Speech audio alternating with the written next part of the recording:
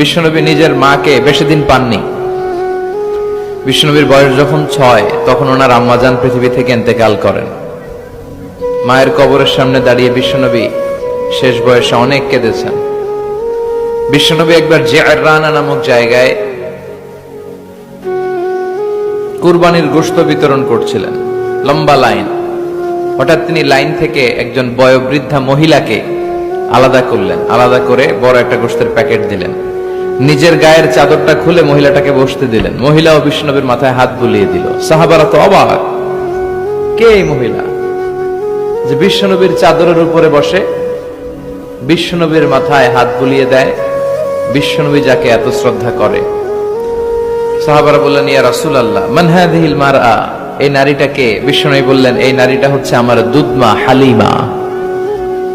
মায়ের আদর আমি পাই নাই, এই হালিমাতু সাদিয়ার কাছে